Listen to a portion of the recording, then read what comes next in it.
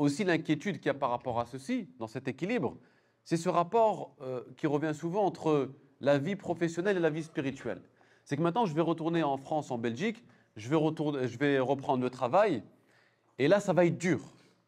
Parce que pendant 2 semaines, j'étais face à la Kaaba, j'étais à proximité du prophète sallam, j'étais avec des gens qui partageaient les mêmes aspirations que moi, se réconcilier avec Allah. Aujourd'hui, je me retrouve dans un travail qui me paraît aliénant, avec des personnes qui ne sont pas toujours en phase avec mes aspirations. Comment faire?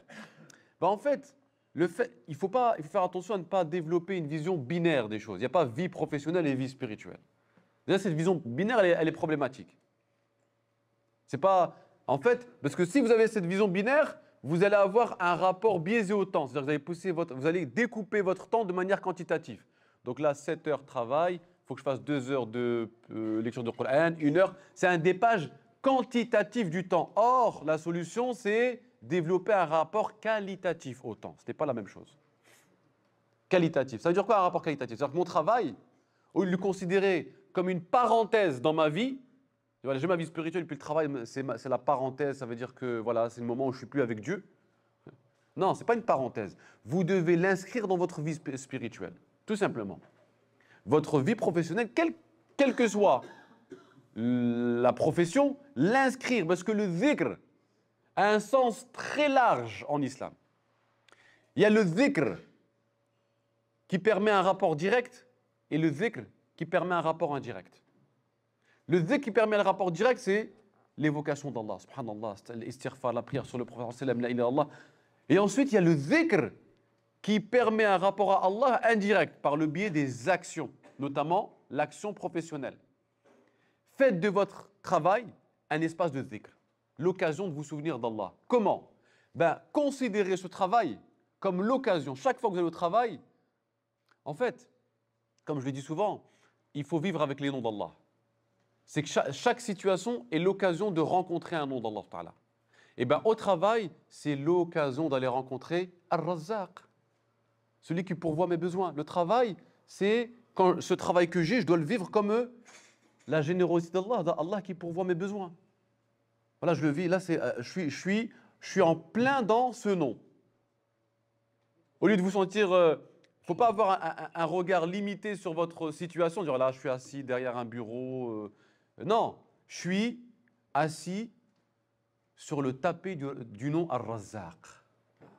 Je dois me sentir dans cette ambiance. Je suis là, je suis en train de vivre avec Ar-Razzaq. Il est en train de pourvoir à mes besoins.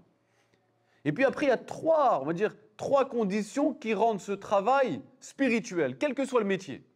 Ils peuvent le rendre spirituel, parce qu'attention, les métiers spirituels, c'est pas que imam, prof d'éthique et conférencier. Non, non, non.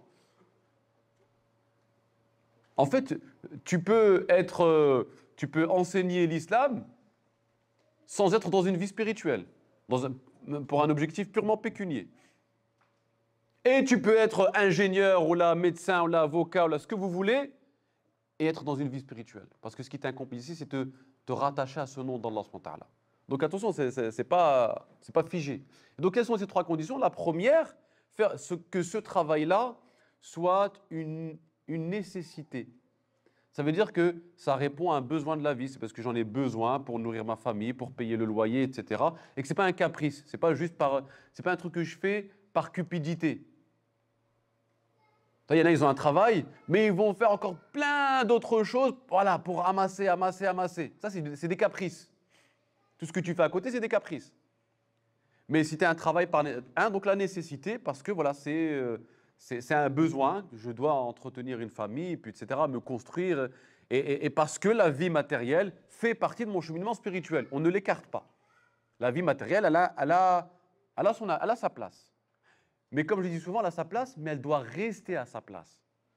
Le problème que nous avons, c'est que ces choses-là ne restent pas à leur place. Ils finissent par occuper le centre. C'est ça, en fait, c'est ce dérèglement. La vie professionnelle, le matériel, l'argent ont leur place dans la vie du croyant. Jamais il est demandé à un croyant de vivre dans la pauvreté. C'est écrit, enfin, ça y est. Il n'y a pas cette... on ne célèbre pas la pauvreté en islam. Au contraire, on fait tout pour eux. Il faut faire tout ce qui est en notre pouvoir pour échapper à la pauvreté.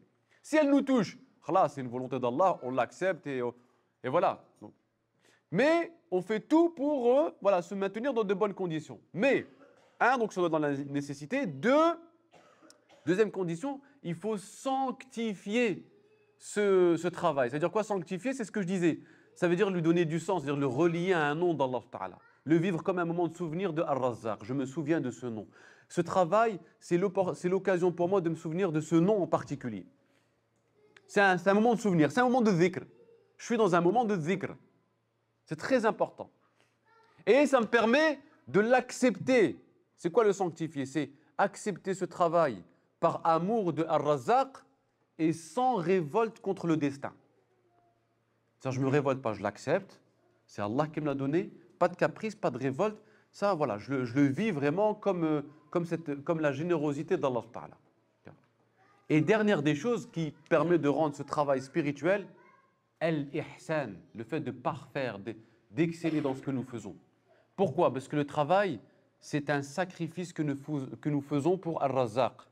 Et Allah, et on ne peut pas offrir à Dieu une chose imparfaite. Et donc mon travail, je vais essayer de le faire du mieux que je peux, avec excellence, parce que c'est une offrande que je donne à Dieu. Et donc elle doit être bien, elle doit être parfaite. Elle doit être bien accomplie. Ce sont les trois conditions.